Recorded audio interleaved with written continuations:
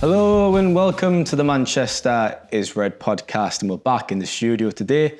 My name is Steven Railston. I am your host, of course, and it's a very hot day. It's been a very hot week here in Manchester. We've had some beautiful weather, and I'm joined by my colleague, Tyrone Marshall. Tyrone, how are you? I'm very good, thank you, Steven. Very good. I'm just keeping my ankles over here after some of the reviews I've heard of your performance, shall we say, at five-a-side last night. I believe they were considering introducing cards I'd say it was a brilliant performance, but you've got to have that edge, Tyrone. You've got to have that competitive edge. Well, otherwise... from what I've heard, you have got that edge, Stephen. One of our colleagues who isn't here today is nursing a very sore ankle, I believe. Oh, okay, interesting. We will mention no names, but Samuel will be back next week.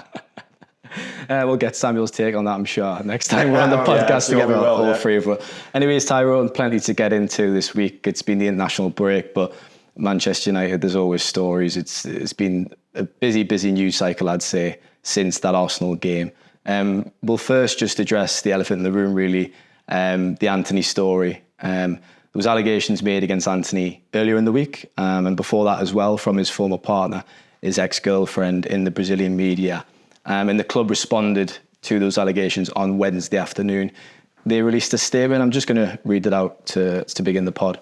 Manchester United acknowledges the allegations made against Antony and notes that the police are conducting inquiries.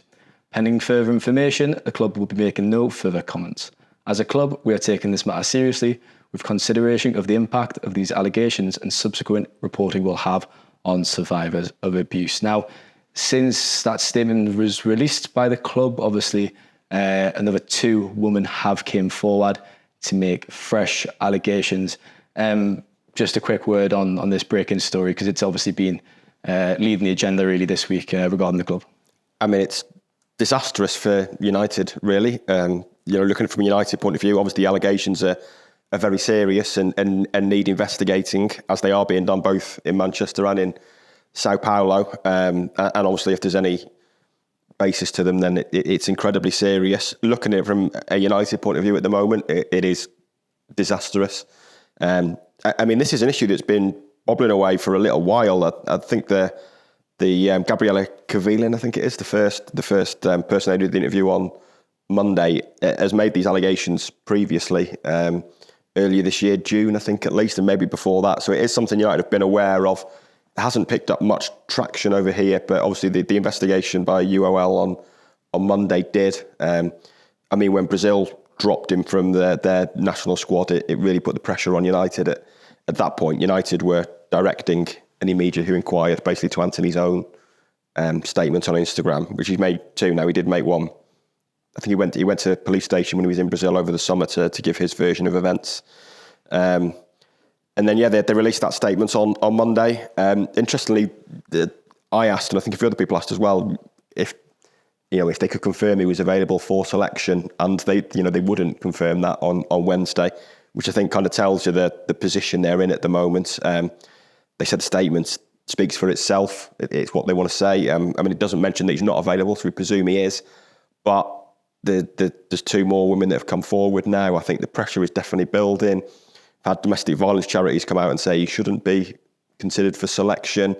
Obviously, Mason Greenwood was suspended when these allegations came out. Greenwood was arrested. I don't think Antony has been arrested yet. It's just an investigation. But coming 2 weeks after what happened with Greenwood and the way United handled that and handled it very poorly and got such criticism for it, it is disastrous for them from a moral perspective, a PR perspective, and the eyes of, not the eyes of the world, but there's a lot of people looking at how they react to this now, and reputations are at stake, I think, with the way that United deal with this, and it's a huge issue for them. It's definitely not ideal just coming so shortly, this story, after the Mason Greenwood investigation came to an end. He's obviously now at Getafe on loan. I will add, though, just to wrap up this segment, that Antony has denied all allegations legally. It's important to include that. We'll move on to some footballing matters then, Tyrone. And I suppose Jadon Sancho's exchange with Erik ten Hag seems a bit trivial after that, but that was also a massive story this week. It's been in our headlines and the headlines of every other outlet, really. It's a developing story. I think there are going to be consequences for Sancho. You can't really go on social media and disagree with your manager and kind of have an outburst without there being repercussions, can you?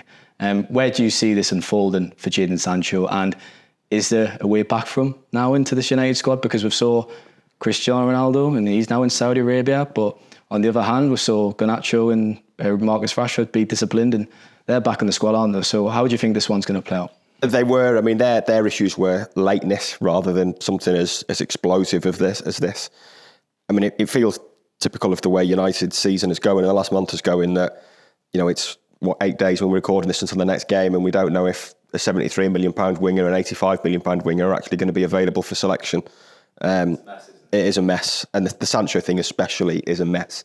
You know, I've written a piece this lunchtime on it, and you know, it's pretty clear that neither's backing down. I mean, we contacted United on Monday to ask for their views basically on what Sancho had said, and the comments we got back and what sources were saying was that we've nothing else to say. Ten Hag, you know, the manager, hasn't given a clear reason as to why he's not in the team. So there was no like, this was misinterpreted, he didn't mean it in this way. There was very much a doubling down. This is what the manager said, and this is what we're standing by. He's not trained well enough. And on the flip side of that, Sancho's pinned a tweet. Well, I was just going to go on to that, yeah. An act of defiance, really. Five days later, it is still his pinned tweet on Twitter or X. So I think it's pretty clear that he's not backing down either. So that you'd think there's going to have to be a compromise here, but I don't know where it is. Again, there was interest from Saudi Arabia yesterday. Not sure whether Sancho would have been keen on that or not. It was very interesting. United refused to comment on that again yesterday. You know, they weren't commenting on any of that speculation, which, you know, if they wanted to keep him, I'm sure they'd have just said he's not going. The fact that they didn't say that makes you think there was a realistic possibility that had that materialised and developed, they would have let him go. It is a long way back. I was just telling you off air, and I've put it in the piece this lunchtime, that I was flicking through a book. There's a biography on Ten Hag written by a Dutch journalist called Martin Meyer, I think it is. Thank you.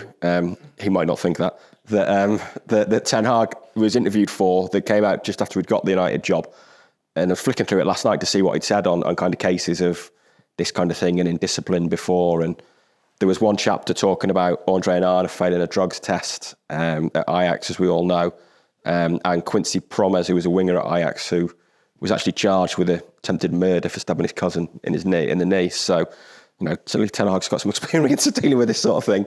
And he was talking about how basically, there was a line in there that made me laugh, that he said, "I can forgive, but I will not forget." I thought, well, that's probably not great news for Jadon Sancho. And there was just, you know, there was stuff in there about how this game is a game of trust and things like that. And people have got to have trust in you. And it just made me think that there's no way he's going to say to Sancho, you know, this week, it's all fine. If Sancho's to come back in here, he's got to show some contrition and apologise. And the fact it's still pinned to the top of his Twitter profile 5 days later suggests that he doesn't feel that's the case. Both sticking by the guns, aren't they? It seems to be. We can only guess with Sancho that that's the case. But you'd think if he, you know, I mean, I said at the time that what he'd done was quite an impulsive thing. You know, you mentioned Ronaldo. Ronaldo going on Piers Morgan was pre-planned, was vindictive, was stabbing people in the back, was full of lies and half-truths, designed to get himself out of United and to settle some scores because he was annoyed him on the team. Sancho's felt impulsive. You know, it was written on notes on an iPhone, screenshotted an hour after Ten Hag had said his comments. So you could have, you know, you could have argued Sunday night, Monday morning, that's just, you know, his initial reaction, the anger bubbling in him. The fact that it's still pinned to his profile and been seen 60 million times 5 days later suggests that he stands by what he said. If I put my tin hat on then, and I play devil's advocate, and you put yourself in Sancho's shoes, right? Is there a shred of understanding for wanting to have your own opinion, and kind of, if you've been publicly criticised and you, from your perspective, disagree with what's said, is it possible that it's fair to reply? I mean, I personally believe, I think we all agree, it should have been done privately, and it should have been done at Carrington. You should have went straight to the manager's door and had that conversation and aired his frustrations in a different way. But is there a little bit of empathy there, I guess, for the player's side? There's been suggestions, obviously, he's very frustrated because Antony's been selected ahead of him a lot, and he's been incredibly disappointing since his move from Ajax. So if you put yourself in Sancho's shoes for a moment, I know it's difficult, but what do you think about that? Yeah, maybe. You know, maybe there's a way to do it. I think his statement probably went too far over the top. I mean, starting with don't believe everything you read when what people are reading is a quote from his manager, then suggesting he's being scapegoated for something, it was far more than just I don't. If he'd have said, if he'd come on, I don't agree with this, but I take it on board or whatever, then maybe. But he went a lot further than that. I think the fact that Ten Hag said it, and I'm guessing he said it for a reason. I mean, he is quite honest with absences, like injuries and stuff like that. He will never say what an injury is, and the club now will never say what an injury is. We've seen it with Tyrone Marshall. It's been a bit weird that though, hasn't it? Yeah. From what I'm told, Ten Hag's view is that he will be honest if people are injured or are ill. He'll be honest with reasons for being out of the squad, which is maybe why he said what he said about Sancho. But he won't give specifics on medical conditions. So Luke Shaw. He's a good player. He's a good player. They should sign him, actually. Luke Shaw's got a muscle injury, but we don't know what muscle. Tyrone Marshall has not been involved all pre-season, but we don't actually know what's wrong with him. So, you do get this a lot. We saw it with McTominay and Maguire, I think, at various points this season or pre-season have missed games. We've been told it's a small injury. There's no detail given now on what the actual medical conditions are. Described it as personal, didn't he? Was the word he used when in one of his press conferences. He said it's personal. He's injured, so it's like it's an interesting. I think word. He sees it as like private information. Private information, maybe. I mean, obviously, a medical condition is different to pulling your hamstring, but for some reason, he wants to keep it quiet. And like I say, he's quite honest if players are injured or unavailable because they're ill or things like that. So maybe with Sancho, he's just felt the need to be honest. Or I think probably more likely he's reached the end of his tether. I can't imagine he's not told Sancho this in person, and probably more than one or two occasions. He's probably just reached the end of his tether and has thought, I'm just going to have to say it in public. I think he probably wanted to inspire or provoke a response, a reaction on the training ground, though. Yeah. Not a response on social media. On social media, no. And it is, we don't see what's going on in training. We take Ten Hag's word for it.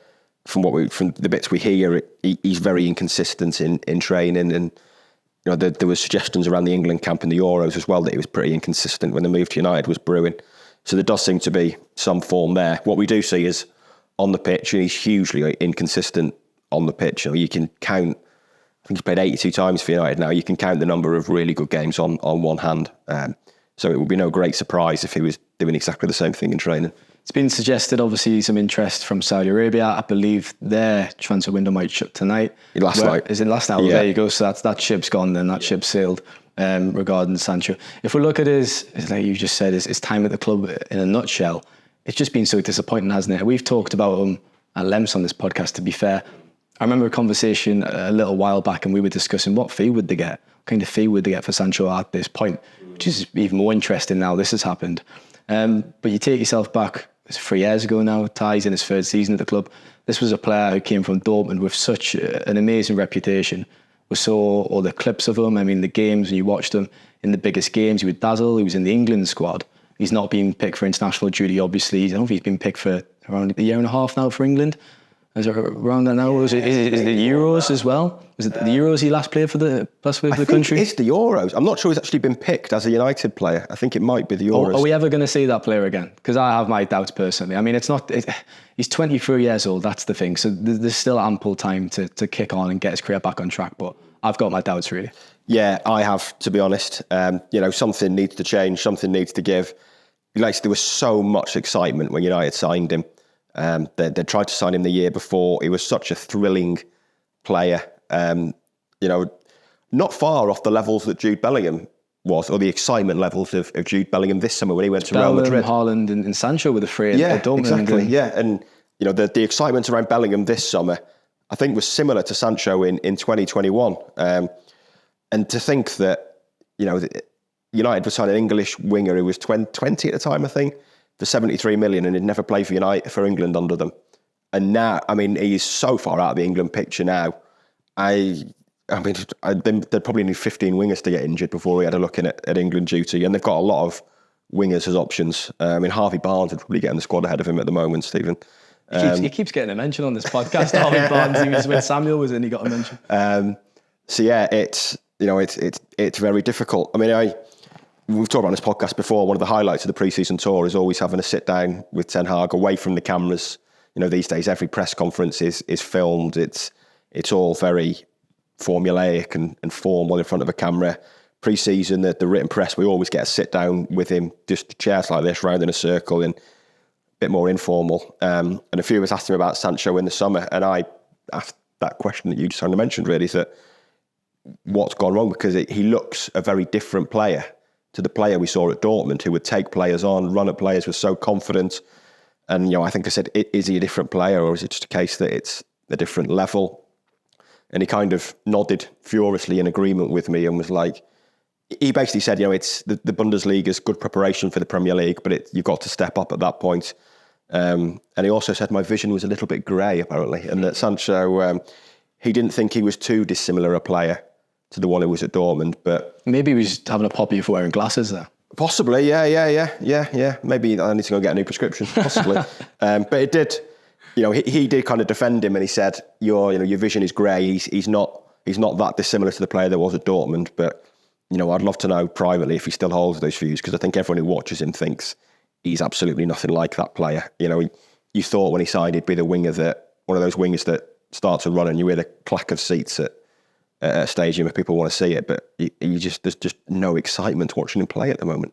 Funnily enough, I remember when the signing was announced and Solskjaer said, look, it is a different level coming to Manchester United and performing than the Bundesliga, and I guess he's kind of been proved right, but he's not been proved right about signing one of the best wingers in the world, or not for now anyways, not for now. Not. And if anyone doesn't follow Tyrone on Twitter, he's talking about having a chat with Ten Hag.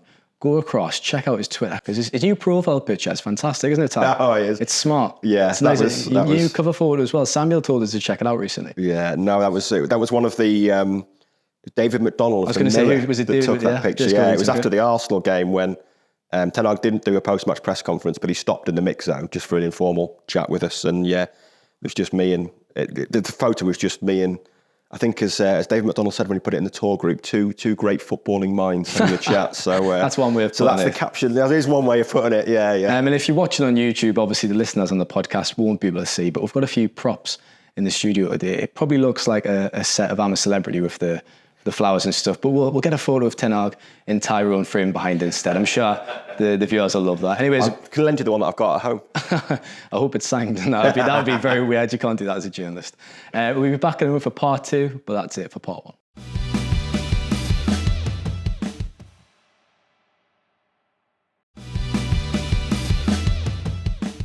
Welcome back for part 2 of the podcast here. Tyrone, I don't know about you, but this room's getting a bit hot. It's getting a bit hot, isn't it? Yeah. We'll go and discuss Donny van der Beek then to start this segment. He's another player who came to Manchester with a big reputation. A lot was expected, and it just hasn't happened really. He's not been included in the Champions League squad this week, which is another clear sign that he's not in Erik ten Hag's plans, but we already knew that. I think he played a few times in pre-season. When I was at Murrayfield, he came and talked to journalists in the mix zone, and he openly said, look, I don't know what's going to be next, but I probably will go in and move away from the club. But there's only the Turkish window that's available now. So I know you wrote a line on that, was it yesterday or the day before? So could you just tell about the Turkish interest in Donny van der Beek? Yeah, so there's Fenerbahce and Galatasaray, I think, are both interested to some degree. Galatasaray have been interested for a while, but they did sign Tanguy Ndombele from Tottenham on Tuesday. It was obviously a midfielder, probably of a similar profile to Van der Beek. So I don't know if that rules them out entirely. Fenerbahce is seen as an option. Obviously, United have dealt with them twice this year for Fred and Altay Bayındır, so there is relations there. That window's open until next Friday night, but from what I'm told, it's by absolutely no means guaranteed that he's going to go there. Obviously, the Real Sociedad looked quite likely to happen at one point in the window and didn't. Lorient were interested and nothing came of that. But it is now Turkey or bust in a way. But, I've been told that it is entirely possible he stays until January. He's not in the Champions League squad. The 25-man Premier League squad's got to be submitted by Wednesday to the Premier League, and I think he's probably in danger of missing that. It'd be interesting to see if no deal is done before that squad goes in, whether United think they should include him or whether they use it as an opportunity to not include him and almost try and force him to find something in Turkey. But yeah, I think everyone expected him to go. signing that's just never really paid off. And I think, it's interesting that United, when United were first linked with Sofyan Amrabat, when that interest became clear, like late June, I was told pretty clearly that it was a player they liked. It was only ever going to happen if midfielders were sold. And that didn't include Fred. Fred was, it was kind of Fred, Mount for Fred swap. It was maybe Van der Beek goes or McTominay goes. In the end, neither have gone, and they've still signed Amrabat. They've used Dean Henderson's money to sign Amrabat, which shows how much Ten Hag wanted him. But there's just so much competition in midfield now. Kobe Mainoo, who we might come on to later, is almost certainly ahead of Van der Beek in the pecking order. So he does need to move, and it is a case, I think, that a fresh start is probably required. But it could well be a loan. It might be, it wouldn't surprise me if they just cut their losses and took a really small fee and took a big hit on a £35 million signing. Here's a stat for you from my piece from the other day. So he signed for the club, obviously, for £35 million in September 2020. He's made 28 starts since, which means, obviously, excluding wages, they've paid £1.25 million for every start that he's made. That's a stat, isn't it? I mean, obviously, his wages on top of that as well. That's incredible. He's made six starts in the Premier League for United in 3 years. It's just so poor, isn't it? It really is. I look back at that. Do you remember the Ajax team that got to the semi-finals of the Champions League? Obviously, dramatically got knocked out by Tottenham in the last minute. Do you think they were kind of over-romanticised and put on a pedestal? You look at the kind of the players who came out of that team. De Ligt was probably the best in the end. I've made this point a few times. There was Ziyech in that side as well. But I think that team, they did very well. Obviously, Ten Hag was the manager. But was Van der Beek ever that good? Maybe that's unfair. Was he ever going to be suited to the Premier League? Is probably the way to say it. I think the evidence would suggest that he's not suited for the Premier League. I think we saw that at Everton as well. You're right. I think partly with what you say with that team that the two real golden boys of that team were De Ligt and De Jong. Neither have really I forgot about gone on to maybe the superstardom we thought they would. I don't think Juventus were too bothered at losing De Ligt.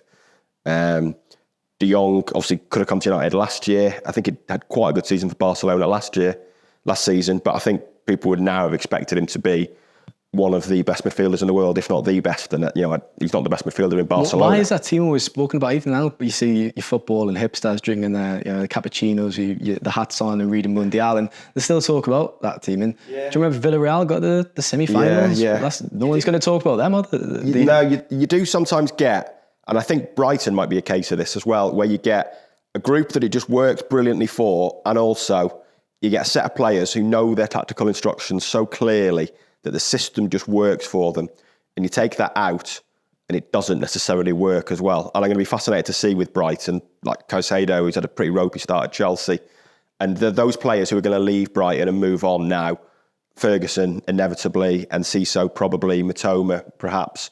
That system there and what Roberto De Zerbi does is so unique that no one else in Europe really does it. No one else in Europe really plays that way. And it's going to be interesting. McAllister at Liverpool, see how he gets on. It's going to be interesting to see how they get on, because I think, I actually a little bit like that maybe, that those players, it just worked for those players in that system. When you move on, try and recreate it in a different system with different instructions, it's a lot harder. But, going back to Van der Beek, when that signing was announced, I think everyone thought it was a bit like Sancho. Everyone thought, what a great signing. He was going to Real Madrid. Seemed like fair value, didn't it? 35 million at the time. Really good value at the time, you'd have said. He was going to Real Madrid that summer. They pulled out because of the pandemic. They couldn't afford him. And United just saw it as an opportunistic move. But I wrote kind of a bigger piece this week that I don't think they signed him with any idea really of how to use him. They wanted Maddison or Grealish that summer as like a playmaker. Van der Beek's a different player. But even now, do we know which midfield positions is best? When he plays as a number 10, he's not really effective. No, he's not affected enough games. Ten Hag said last year he's better nearer the box. He's played 60 games in total for United, including sub-appearances. 20 of them has been as a defensive midfielder in that kind of double pivot under Salzburg. I just think no one ever knew how to get the best out of him. And I put in this piece that in the 2021 transfer window, coming up to the last few days of that, so he didn't even come on the first 3 Premier League games of that season. He was annoyed that Pogba had turned up 4 days late for training and was in the team. Van der Beek it was this year he missed the Euros for the summer and he made a real effort to get fit, agreed this training plan with United, didn't get in the team.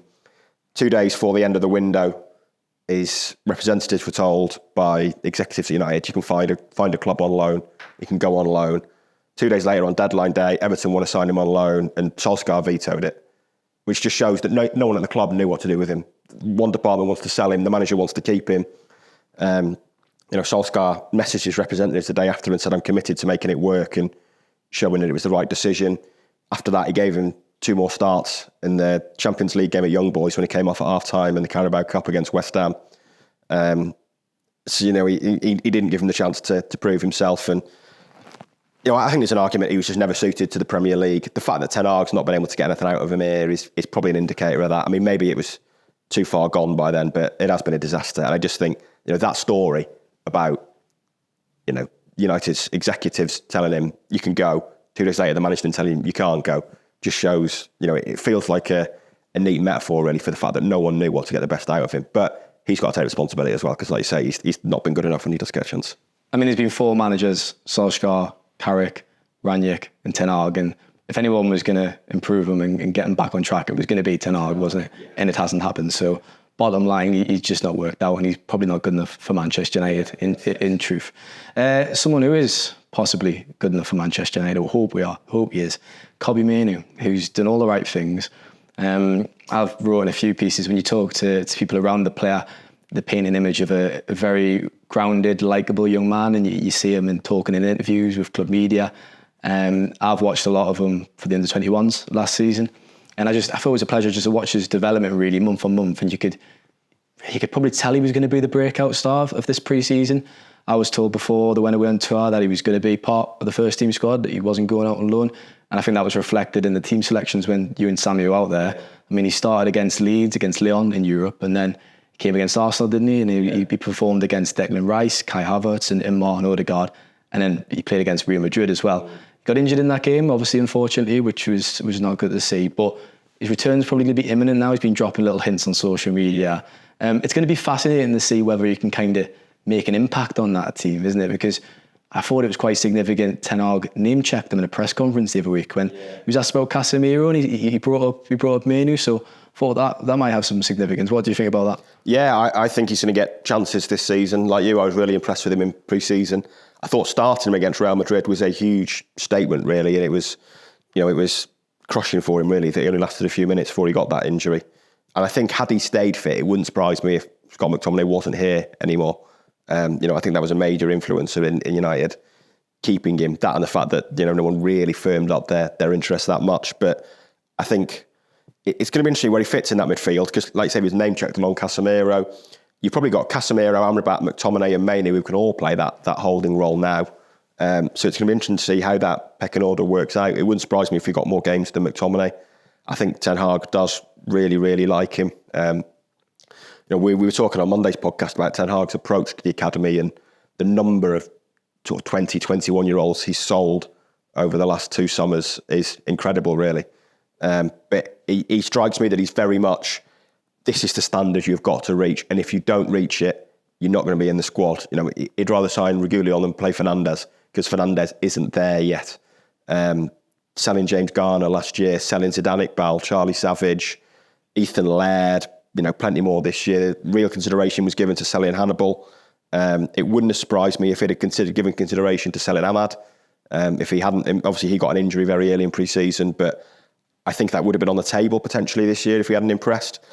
But also, you've got to be at the level, you've got to be at the standard, but if you are, then he will play you. We've seen it with Garnacho, and I think we're going to see it with Mainoo. He talks him up a lot. He really likes him, and I think it's going to be harder for youngsters to reach that level. I think he's going to make it more demanding. I think previous managers, for better or worse, Solskjaer especially for obvious reasons, gave academy players lots of chances and maybe played some who weren't of the level and weren't ready. I think under Ten Hag, you're going to see that you have got to be ready. There's going to be no free games, no free appearances for academy products just because you're in the academy. But if you are good enough, you will be in that squad, and I think we'll probably see that with Mainoo this year. And I can see him getting plenty of games, especially off the bench. It's funny in that FA Youth Cup run in 2021-22, because obviously Garnacho was in that team very much the poster boy. And it grabbed all the attention, didn't he, for Ronaldo's celebrations and his brilliant goals. But Kobbie Mainoo and Dan Gore were in midfield, and that they really gelled together. They made a perfect foil for each other, really, and they were really excellent. So it's interesting now seeing them progress. And Dan Gore as well, he's making good headway. I thought he was really good in the game you went to at Murrayfield against Leon. I thought he was technically he's excellent. fantastic, isn't he? Yeah, Really is. Really good. Just interesting when you talk about how many academy departures. I actually totaled them up in a piece. I'll read them out because a lot of the names, listeners will be thinking, who are they, kind of thing. Deshaun Bernard, Nathan Bishop, Noah Memoran, Ethan Galbraith, Eric Hanbury, Braun Hardley, Zidane Iqbal, Mark Gerardo, Matej Kovar, Ethan Led, Andred Masny, Ted Menji, Manny Norkett, Charlie Savage and Charlie Wellens. And it just shows you it's been a bit of an exodus, hasn't it, really? Absolutely. At the club this summer. Yeah, absolutely. And you go back, the one that made me think, okay, he's going to take a different view of this was James Garner last year, when I think everyone thought he's going to come back. Was there a buyback in that? I can't remember. Was no, a buyback I don't think and I think that's what really annoyed supporters at the time when you're thinking, what's he doing? Yeah, and I think there was, I think everyone thought he's going to get a chance in pre-season, but he'll probably be part of the squad, whatever happens, really. And obviously he wasn't. He was sold for 15 million. And that did kind of make me think that once you get to that 20, 21 age bracket where, if you're good enough, you're probably going to be there or thereabouts. There's not much point persevering beyond that he will be ruthless and sell some. And we've seen it with those you listed there. I mean, Iqbal and Savage were two of the breakout stars of last summer's pre-season tour. Now both gone permanently. Neither really got a look in this season. The two right backs, Gerardo and Ethan Laird, at various points over the last 2 or 3 years, there's been a lot of excitement around them both. Both sold on a permanent deal. Laird suffered with a few injuries, I think, which stalled his progress, but both gone. Fernandez could have gone on a permanent deal. It was something we're considering at the end of the window. So, there has been a lot of them. Why do a thing when we look at, across the city, Manchester City doesn't really sound like a good sentence, that, does it? I didn't think that one through. But City have got an excellent record of exporting these youth talents at the moment, and they're making a lot more money. Is it a style thing? Is because City are the successful club at the moment, and clubs are looking towards the Etihad and thinking that success is kind of going to come down and kind of feed into the academy? Because the academies have kind of been level for a long time. Cities now, they've had a way better time of things the last few years. They've been winning the youth leagues, haven't they? But I think supporters have gripes with that as well when they see names like Zidane Iqbal leaving for, was it €1 million?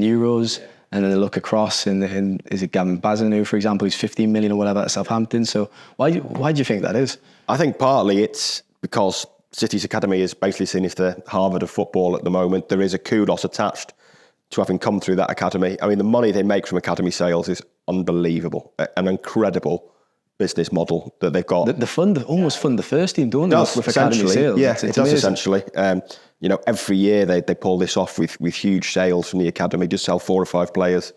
And it's an amazing business model they've finally reached. There is that kudos. You mentioned Jadon Iqbal there. If he'd have come through at City and was the same player, I bet they'd have sold him for €5 million. That's what I'm trying to say. Because he's attached, he's got that attachment to City, and there's clearly a kudos. You see it a little bit with Liverpool. They've sold under Klopp. I was reading the other day the right back that went to Wolves, Yana Hoover, was it? Yeah, I can't recall that. Sold for like 13.5 million to Wolves, and I had no idea where he is now. Never even heard of him. Yeah, he got a few games to Liverpool under Klopp, and everyone's like, he must be good. He's come through there, like they know what they're doing. Like Neco Williams to Forest, I think that was 17, 18 million last year. Amazing money for a backup right back who hasn't really played that much. But City are undoubtedly the gold standard. I mean, they sold James Trafford for 15 million when he only ever played in League One. United sold Dean Henderson, who's an England international, for 15 million.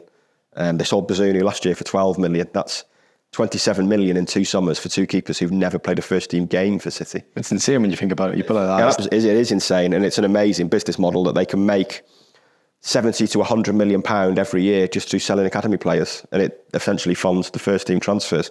If United had that, then maybe they could have signed Harry Kane this summer.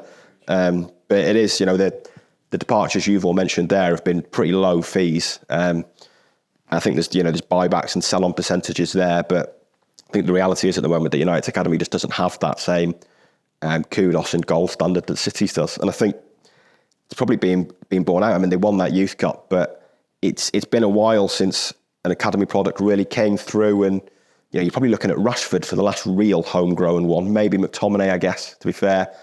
I mean, Garnacho signed at 16. He's a bit of a different, a lot of the development was already done then. He was clearly on his way to stardom.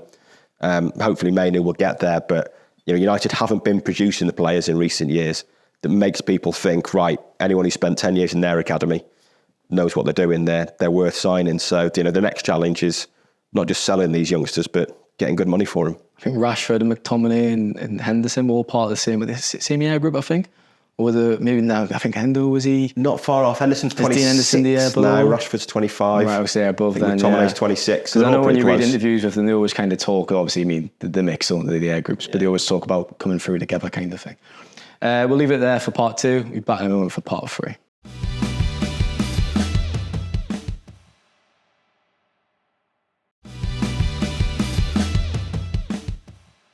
Welcome back to part 3 of the Manchester is Red podcast. Now, we've done very well not to die of heat exhaustion at this point. I feel like Daniel Medvedev at the US Open the other day when he said someone is going to die here, and that right now I feel like someone is going to die. The producer in the corner, are you listening? Yeah, sort this out. Get some windows installed or something, because we're struggling here. We're struggling. Anyways, I mean, we're in Manchester, so it'll never be rain very soon. Yeah, well, we shouldn't complain about the sun, I guess, in Manchester, should we? We only get about 10 days a year. We're British, so we'll moan about anything. Well, that's true. We'll start this part just with a brief assessment of the season, really. What have you made of the start? It's been a bit disappointing, I think. I mean, we came into the campaign with, I think supporters had a lot of optimism, a really promising first year for Ten Hag, and I think they went into this international break feeling a bit deflated. I mean, I wasn't here on the podcast on Monday when you dissected the Arsenal result, but it was a better defensive performance, wasn't it? I think it was the best they've played defensively all season, but attacking again, with the exception of Rashford's goal, they weren't very good going forward. I know Garnacho had that moment, obviously that was offside, but yeah, it's concerning, I guess you'd say, the start. They were better against Arsenal, certainly. But, they didn't... The first 3 games, they were very open, but they created a lot as well. And they need to get the balance right. And maybe the balance went too far against Arsenal, where they did still concede some good chances. They didn't threaten as much going forward. But as a unit, I thought they played better. Things were a bit tighter. I think Ten Hag's claim they deserve to win is... I didn't like his comment about offside, Tyrone. I mean, obviously, it's a rabbit hole when you go into jumping into conspiracy theories and you talk about where the lines are drawn. We touched on this on Monday, and I said that if he'd have gone into that press conference with 2 or 3 things to focus on, but we basically called out 5 decisions, so they should have all have gone our way, and I think that's pretty unrealistic, really. And it takes away any credit from any potential argument. And the offside one, I think we've seen now that no matter what the angle, this system is capable of drawing lines on a pitch. It wouldn't be in use otherwise. I just think he was clearly annoyed post-match. But yeah, I think that going in and basically listing these 5 decisions and saying they should all have gone our way, including one that's made by a computer, is a bit... clutching Luke Straws, wasn't it? Clutching Luke Straws. Clutching Luke Straws. Nicely done. Yeah, so, and I didn't think they deserved to win. I think a draw would have been a fair enough result. Obviously, it's the Garnacho thing is incredibly marginal. It is very, very tight. And it was a great goal, so it was unfortunate in that regard. But the season as a whole, I think there are concerns there. I've said it previously that I felt like in pre-season and from what I've seen now this season, it feels like Ten Hag's taking it on a level this year. The pressing is more intense, more aggressive. There's more of them committing to it. They're playing a much higher line now. They've got Onana. They're really boxing. It feels like they're trying to really dominate teams now, whereas they didn't do it last year. Maybe, in a way that his Ajax team did. The issue with that, of course, is that this is a much tougher league than the Eredivisie. And they're leaving themselves, the first goal against Forest, for example, setting up that way from a corner. It's just so risky that it's going to happen. And my concern would be that I think they've been okay going forward. Like I say, not great on Sunday, but other than that, been creating a lot more than last year. Taking chances is still the issue. But last season's success was built, basically on Marcus Rashford scoring and having a great defensive record. And they've been so open this year defensively. I mean, they've got a very fortuitous clean sheet against Wolves, and they've conceded 7 goals in 3 games since. I was just looking at some stats before we came in for a piece for tomorrow morning, and I know not everyone likes expected goals. I was just about to bring that up. Yeah, especially hopefully Samuel's listening. We'll talk about it for the next 10 minutes. Are you an XG man? I think it adds a bit of context. I say all the time you're my favourite, and that's why. Yeah. I'm not saying it's the be all end all. Yeah, it's not the be all and end all. It adds obviously. context to the wider picture. Yeah, and it's I said football's a low scoring sport. There's a lot of luck involved, and if there's one goal in a game, there's going to be huge elements of luck in that game. But I think XG does provide a context to who was the more likely to win it, who's created the better chances. And United had a great defensive record last year. In 20 of their 62 games, their expected goals against was under 1. This year, it's been over 1 every game. It's been over 1.7 in 3 of the 4. I think it was 1.2 or 1.3 against Forest. And they played with, a decent chunk of that game, or the second half for 10 men. So, my concern there is that in trying to dominate teams, in trying to move it forward a level, the balance isn't quite there at the moment. They're giving up way more. They're giving up a much better quality of chance and more chances than they did last year, and that's going to be a problem. Do you think that preparation and how he wants to play is a factor and why we're seeing this injury crisis that we're having? I mean, we actually discussed that the other week, me and you, why particularly this might be happening. I mean, Tom Heaton's out, Rafa Varane's out, Luke Shaw's injured, Tyrone Malacia, Mason Mount an injury crisis, he's out. Kobbie Mainoo's obviously sidelined. McTominay was ill, obviously, and Sancho was definitely not ill. We've already covered the reasons for his omission. Ahmad's coming back as well. I know you kind of suggested a few reasons for it, because they did double sessions, didn't they, in pre-season? Do you think he's been trying to get them up to such a level that it's perhaps backfired now the season started in terms of overdoing it a bit? Yeah, quite possibly. It can be very hard to say with injury crises about what happens and why things are happening. A few of them do seem to be muscle injuries, so that is usually seen as preventable by medical departments, and I'm sure United's medical department will be looking at why it's happened. I think there was a view that he did work them harder this pre-season than last. Obviously, he didn't really know what base level they were at and things like that last pre-season. This year, we're trying to move it on in terms of pressing. You need elite level match fitness, football fitness to be able to press in that way. So perhaps that's a part of it. I'm sure that's something they'll be looking at. Occasionally, it is just bad luck. But yeah, I think it's got to be seen as a concern. I mean, the weekend was a weird one when Martinez and Lindelof both go off, and they're both fit enough to go away with their countries. I don't think. I mean, we don't know the specific reasons. To be fair, I know Martinez. It's been suggested there was an issue with the foot he had injured. I don't know what Lindelof was, but I don't think fans were too happy at seeing that. I think they questioned seeing those two play for their internationals. I'm not suggesting anything untoward from the pair, but it's interesting to see them with their internationals. To see that they're both seemingly fine. I mean, Ten Hag, I think Ten Hag said in his post-match that Lindelof was ill or had been ill before the game. He did say that to be, you mentioned. But, he also limped through the mix zone, so whether that's just limping through tiredness or maybe he was cramping up or something. Do you ever limp through tiredness today? I can't say I have limped through tiredness, no. I was limping this morning through playing football last night. I'll be limping when we leave this room. It's too hot. Yeah. One of our colleagues is limping from your tackle on him last night, I believe. But yeah, I haven't limped through tiredness, but it's a strange one. You could tell Lindelof was going to come off because for the 2 or 3 minutes before that, he kept doubling over and putting his hands on his knees, and you could tell there was an issue there. But yeah, the fact that they both come off, had to change both centre halves, and then within 2 days they're both fine, is a little bit confusing. Maybe Martinez was worried about that foot, because like I say, it was the same foot that he broke his metatarsal, and he obviously felt some pain in there. Perhaps that was precautionary, but it's unfortunate, very unfortunate, when you've got one centre half out and then your 2 starting ones have to come off injured, and then to see that they're both fit 2 days later essentially is a little bit perplexing, and that was obviously not ideal for United because they were always going to find Johnny it harder Evans with Maguire and Johnny Evans playing. Yeah. In 2023, it's not exactly ideal, is it? One thing, obviously, I guess supporters have been looking forward to during this international break is seeing Rasmus Hojlund again, because I thought those 20 minutes when he came on were incredibly promising. I mean, putting himself about, it's a bit of a cliche, isn't it? But he really put himself about. And you were there at the Emirates, obviously. It was Rich, sorry, wasn't it? It was Rich. I was going to say, physically, I've not saw him yet in person, but he's a big lad, isn't he, for 20 years old? But that is really something to look forward to, isn't it? Because United haven't had, Rashford scored a lot of goals last season, but he's not a natural number 9. He's not a physical centre forward. And it's going to be really something I keep saying look forward to, but to savour really when he makes regular starts. Yeah, I think there's a lot of excitement because he is an unknown, really. it would have been great if they'd signed Kane, but we know about Harry Kane's game. We've all seen him play hundreds of games probably. Rasmus Hojlund, no one's really seen him. There's an element of the unknown. The physical gifts are all there. Like you say, he's big and he's strong, but he's also incredibly quick. There's still a bit of a rawness to his game there that will be ironed out, but United accept that. But there was enough in that game to think this is going to be interesting.